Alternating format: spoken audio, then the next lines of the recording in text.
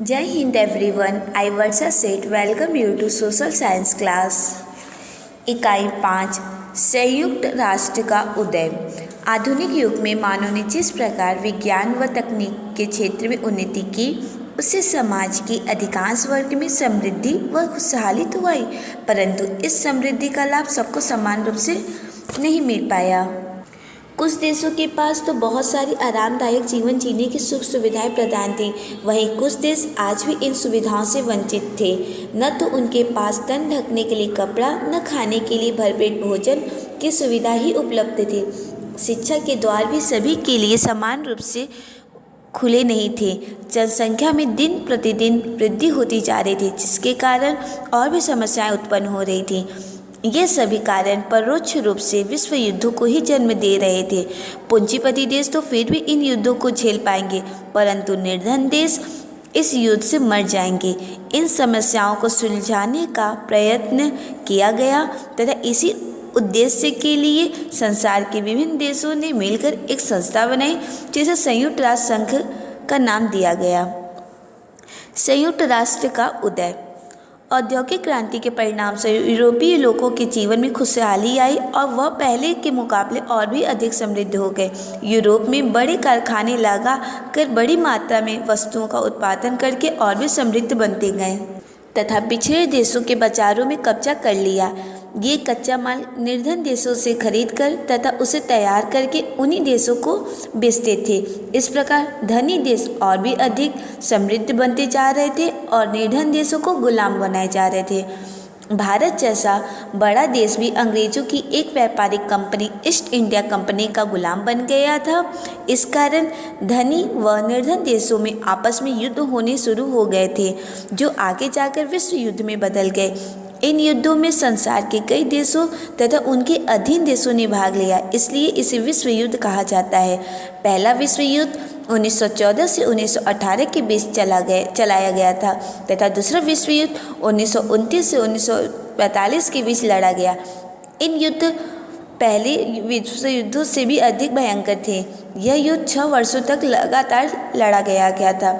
इसे जल, स्थल और आकाश तीनों से लड़ा गया था। इसका अंत अमेरिका ने जापान के 2 बड़े नगरों हिरोशिमा नागासाकी पर अणु बम गिराकर इसका अंत किया था। युद्ध ने भीषण तबाही मचाई थी। 2 युद्धों के विनाशकारी परिणाम से लोगों ने यह सोच लिया था कि तीसरा विश्व युद्ध और भी विनाशकारी हो सकता है।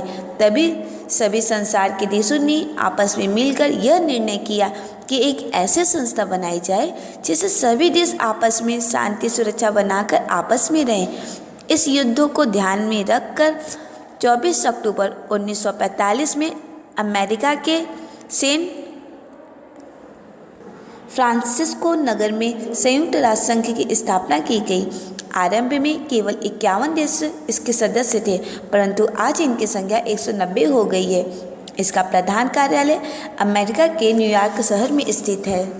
संयुक्त राष्ट्र संघ के मुख्य उद्देश्य जो कि इस प्रकार है। पहला, विश्व में शांति व सुरक्षा बनाए रखना और आने वाली पीढ़ियों को युद्ध के विनाश से बचाना। दूसरा, सभी राष्ट्रों के बीच मित्रतापूर्ण सहयोग रखना। तीसरा, संसार की आर्थिक, सामाजिक, सांस्कृतिक व मानवीय समस्याओं को शांतिपूर्ण ढंग से सुलझाने का प्रयास करना। चौथा, सभी देशों के सहयोग से मानव अधिकारों व उनकी स्वतंत्रता की रक्षा करना। पांचवा, संसार के सभी देशों में लिंग, भाषा व जाति के आधार पर किसी भी लोगों से भेदभाव नहीं करना। छठवां, सभी देशों के साथ मिलकर विश्व व मानव कल्याण के लक्ष्यों की प्राप्ति में सहयोग करना। इन उद्देश्यों को साथ ध्यान में रखकर संयुक्त राष्ट्र संघ ने मानव अधिकार की भी घोषणा की, जो कि इस प्रकार है। पहला, स्वतंत्रता का अधिकार दिया, जिससे मनुष्य स्वतंत्र होकर अपना जीवन यापन कर सके। दूसरा, समानता का अधिकार। तीसरा, शिक्षा पाने का अधिकार। चौथा, अपनी इच्छा के अनुसार धर्म पालन व पूजा करने का अधिकार। पांचवा, रोजगार का अधिकार।